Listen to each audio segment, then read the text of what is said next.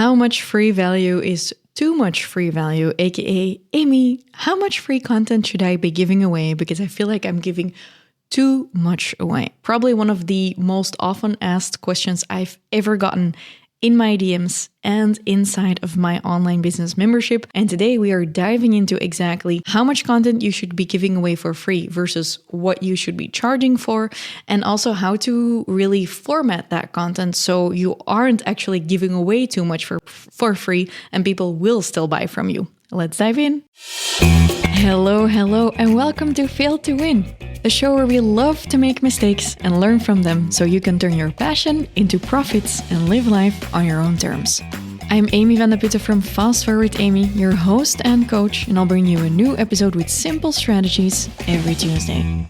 So I just said it in the introduction, but this is one of the questions I get asked most often, like free versus paid content. How much should I be giving away for free? And I've gotten to the point where I realize that when I get a question often, it's usually a really great lead magnet or a podcast episode to make, because then I can give it as a resource, which actually kind of brings us to the topic of this episode, because this is actually something you can do as well. If there are certain types of questions you get asked very often, these are usually very good types of content to make for free because they will attract a lot of people. But in this episode, I'm going to give you 3 tips on how to decide when to give something away for free or not. And when you are giving away something for free, how to format it so people will actually still buy from you. So my first tip, if you're wondering if it's too valuable to give away for free, it's probably not a problem. It is much better to give away way too much for free than to not give enough for free. So I'm actually going to give you a little bit of a golden rule. This is actually already my second tip. So first tip, if you're wondering if you're giving away too much for free or if you don't want to give it away because it's way too valuable, it's probably actually a really, really great lead magnet. You should feel a little bit uncomfortable about what you're giving away for free because that would mean it's actually really valuable. So my second tip is actually my golden rule. It's kind of like a staircase of content. My basic golden rule is and this is especially true for people who are beginning in the online business space and the online marketing space, if they come to me and they're saying, oh, I think this would be a really great paid ebook or a really great masterclass that I'm going to charge between 20 and 50 euros for, usually their idea means that it would be a really great free lead magnet or free webinar. And I always challenge my clients on this. Whenever they come to me and they say, oh, I'd like to, host this as a paid masterclass. And then I'll challenge them on the goal behind it. And usually people will say, well, it's because it's way too valuable to give away for free. Then I challenge them on it and I'll tell them the fact that it's way too valuable to give away for free is probably going to be really good, because then people will actually sign up and give you their email address for it. So it might be a really great webinar or free masterclass to host. And then sometimes people will say, well, I want to make a bit of money from it. Then I'll tell them, well, you should actually be hosting the free masterclass to do a pitch at the back end, and then you'll be getting a lot more money and get paid a lot more. So I wouldn't, if you're serious about building a big online business, I don't think the masterclasses for 20 to 30 euros are going to make you the big bucks. And I would recommend that you use that either as a first paid offer to get a little bit confident about pitching something online, or use it as your lead generation for your actual core offer on the back end. So whatever you do, I think what I want to say is just be really mindful of the real reason you're doing something. Sometimes it's just because we want to make quick cash and we're too impatient to work on our core offer, or we're too insecure to do a pitch. So just be really honest with yourself. The third reason a lot of people want to give something more like as a paid masterclass is that they think when they charge for it, more people will show up. And I have this often. So I coach some people in my mastermind one-on-one. And at a certain point in time, I will have this conversation with almost every single one of them if they're building an online business. And they'll come to me and they'll say, Amy, I've kind of had it with hosting these free masterclasses and free webinars. I think I'm going to charge for the next one. And I'm not saying that's a bad idea. I'm just saying I challenge them on this.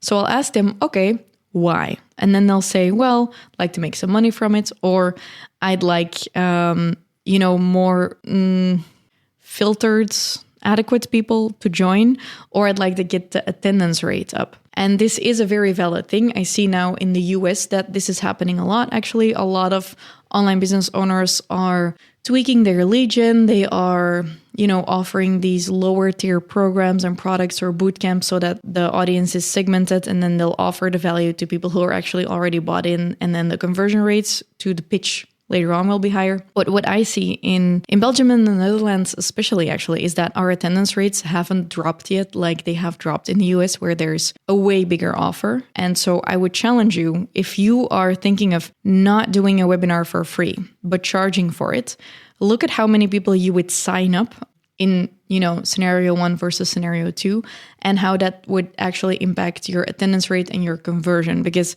when I do something for free, let's say 1,000 people sign up, I get an attendance rate of about 50% or more. My attendance rate is pretty solid because I have strategies and tactics for that. And so I will get 500 people to show up live, and then I'll have between 10 to 15% conversion on live people.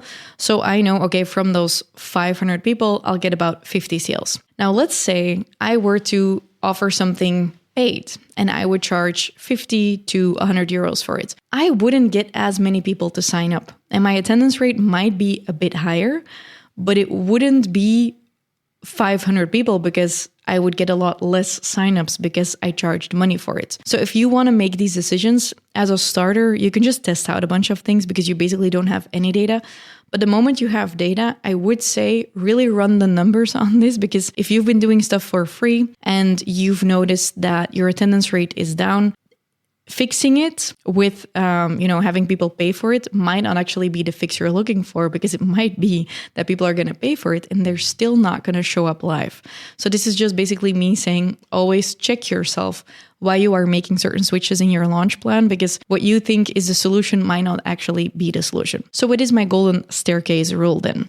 If you are thinking you want to offer something for free as a piece of content on Instagram, or a podcast, or a lead magnet, or a masterclass, or a paid masterclass, or whatever, usually I'll say you always have to go one level down. So if you are thinking, oh, I would really love to charge for this ebook because it's so good, and you would like to make it a low tier offer, I'm going to challenge you and say, if you want to charge like a low tier price for it, it's probably a sign that this would be a really great lead magnet. Now, if you're thinking, wow, this would be such a great lead magnet, I'm going to challenge you and say that this would actually probably be a really great piece of nurture content, like a blog, a newsletter, podcast episode, or a YouTube video, or an Instagram live, for example. So what happens here is that basically people want to put their best content behind a paywall or a lead gen wall.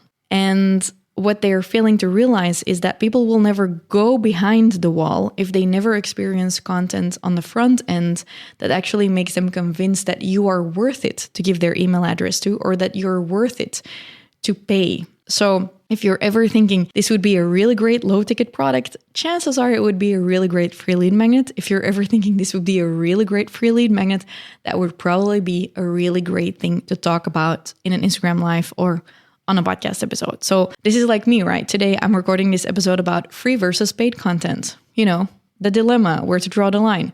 Maybe old me would be like, oh my God, that would have been such a really good lead magnet. And now I realize, no, when I'm recording a podcast on this and offering it as a video online and as a free podcast episode, people will be able to listen to it fairly easily. And if they get value from this, then it will be much easier for them to sign up to, for example, a challenge I'm hosting, which, Inception, brings me to the fact that I am actually hosting a challenge about content that gets clients. So I'm hosting a 3-day live challenge through Instagram, and you'll get a recap later on. It's 3 days. And in the 3 days that I'm hosting this, I'm going to teach you how to make better content with less effort that actually gets you clients instead of crickets. So if you want to join, it's completely free. Don't miss out. Even if you're busy and on vacation, it's going to be very short, sweet, to the point, and very hands-on and practical.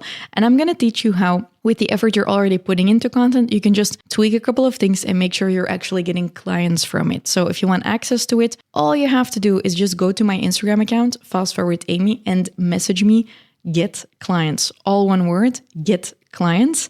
and I'm going to help you get more clients in only 3 days. And if going to Instagram is too much of a hassle, just go to the link in the description of this episode, click the link, register, and I'll sign you up for the live challenge, and I'm going to send you a bunch of assignments, okay? Which brings us to the last topic or the last pointer of this episode. So we already talked about if you're wondering if it's too valuable, it's probably not a problem actually. 2 was the golden rule with the staircases. If you think you should charge for it, don't.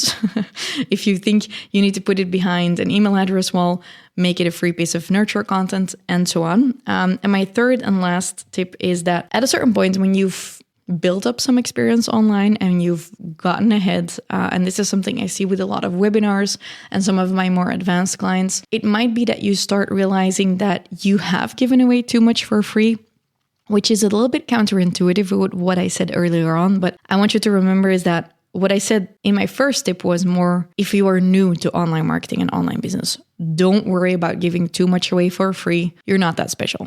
But if you have been around for a while and you've been noticing that you have been hosting webinars and people just have not been buying from you and they walked away with a ton of information, or that people have been downloading your ebooks for free, but you put 50 pages of information in there, chances are you did give away too much for free. That doesn't mean that you need to change the topic, but it means that you need to change the content of what you're giving away for free. And here I like to suggest thinking what, not how. And this is something I definitely had to learn. But remember how earlier I said I have about 10 to 15% conversion on live webinars? It's because I switched to this really simple concept. I read a post and it said, your lead magnets shouldn't overwhelm your ideal customer avatar.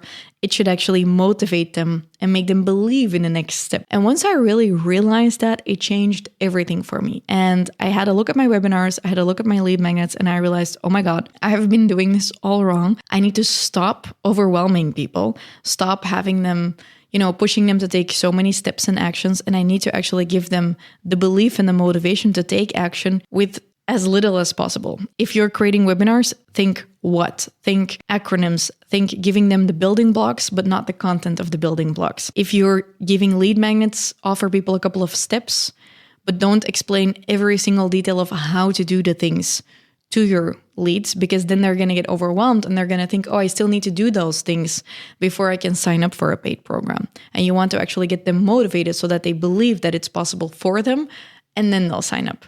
And maybe a fourth bonus tip of the day is to really think about what is the bridge between where your customer or your ideal customer is right now and where they need to be in order to buy from you. So if you're looking at free versus paid content, it basically has nothing to do with that. This could be a free piece of content. It could be a podcast. It could be a custom GPT. It could be a webinar. It could be a low tier offer. But your lead is somewhere, and you need them to be somewhere else before they buy from you. And if I'll give you an example of our last launch, we realized that before people signed up for our 20-day challenge, there was one pivotal moment that made them sign up, because we always ask, like, what made you sign up? What was a pivotal moment? Whatever. And a bunch of them said, oh, the moment I realized I had this idea for a digital product, or I knew what my digital product could be, I got really excited and I wanted to join.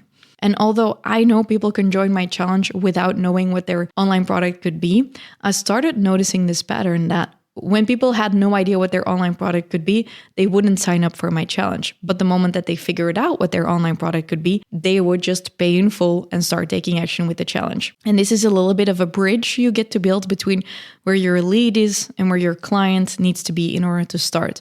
So think about that when you are creating content, be it podcast episodes, posts, lead magnets, webinars. What is the bridge you need to create between where your lead is right now and where you need them to be so that they believe that they can do it and they can get started with your program? If you can figure that out for the services or programs you're offering, you're going to see that your lead gen and your sales are just going to be a lot better. I have more of this, where this came from. If you want to join my content that gets clients challenge, make sure you sign up, because I'm going to be hosting it live and it's going to be really, really badass, because I see so many people with so much effort into creating content, but they're not actually getting clients from it. And that's just a shame for both for yourself as well as for your bank account. Let's be honest. So DM me, get clients, all one word, on Instagram, FastForwardAmy, or go to the link in the description. And as always, I wish you a really happy day and hope to see you in next week's episode, because every Tuesday I'm releasing a new fresh episode. Okay, bye.